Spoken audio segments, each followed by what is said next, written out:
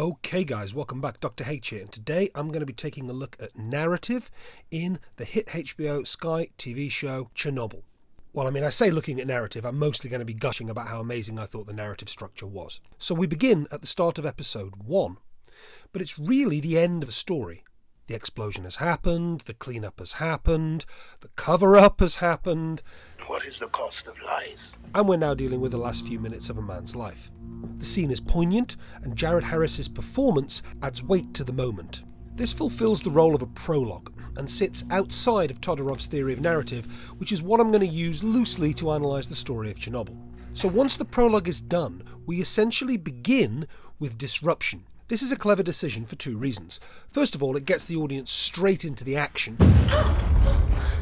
into the excitement, the explosion, the aftermath, and everything else that's going to happen as a result of it. Secondly, it also means that later on, we can come back and take a look at the equilibrium, take a look at how things were before the explosion.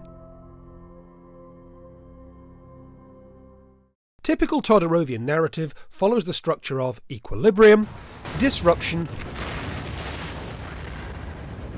recognition, Look, that's graphite on the roof. struggling to restore, and finally new equilibrium. We are so focused on our search for truth, we fail to consider how few actually want us to find it. And one of the most powerful parts of Chernobyl is, of course, that the new equilibrium is something that we would absolutely want to avoid. The cover-up, the lies, the deaths, the hidden true figure of number of people who died at Chernobyl. So from the initial point of disruption, most of the rest of the mini-series is about fixing what went wrong, stopping anything else from going wrong, and eventually cleanup and containment. What I like about this show is that it's not afraid to stretch that story out over years. In the first episode, we deal with the events of a few hours after the initial explosion.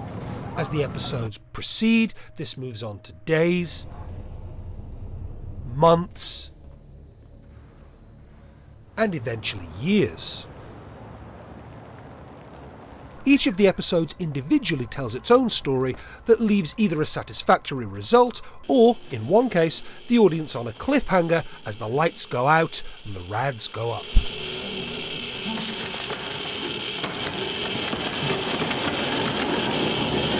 The final episode is structured more like a classic courtroom drama that answers the enigma code established in the first episode of how does an RBMK nuclear reactor explode. It's cheaper. The use of the courtroom or confessional trope enables the storytellers to go back to the time before the explosion, before the disruption, and tell the story leading up to that point. You're going to tell me that you did everything right again, you incompetent arsehole? So far, so generic broken narrative. However, the real success for Chernobyl is the way in which this flashback is used to give new information about the motivations of some of the key characters. If it's completed successfully, yes, I think promotion's very likely. Several characters, in the minutes and hours after the explosion, say and do things that seemingly make no sense. Exploded! The core exploded! He's in shock. Get him out of here. 200 Ronkin. What game are you playing? I asked him, he took multiple measurements, he's my best man. It's another faulty meter, you're wasting our time. How'd you get that number from feed water leaking from a blown tank? You don't. One of the most powerful things I took away from the first episode is the idea that a person can hold two truths. I walked around the exterior of Building 4. I think there's graphite on the ground, in the rubble.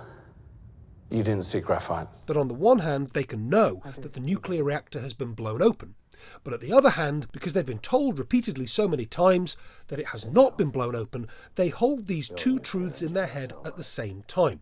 So please tell me how an RBMK reactor core explodes.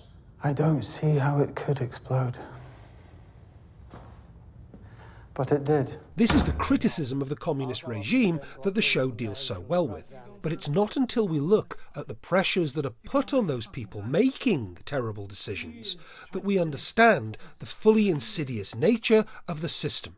They're caught up in it as well, and, at least initially, they are as much victims as anybody else. I've just had a call from the grid controller in Kiev. He says we can't lower power any further, not for another 10 hours. It's the end of the month. All the productivity quotas. Everyone's working overtime, the factories need power, someone's pushing down from above. This is what great drama should do, because everybody is the villain in someone's story. That is how an RBMK reactor core explodes. Lies. The show ends powerfully on what it was always going to end on. The historical facts that have come out since the collapse of the Soviet Union, the extent of the lies and cover-up, and of course, footage of the real people involved in the story. As endings go, it's less ambiguous than some that HBO have put out this year. Thanks for listening, guys.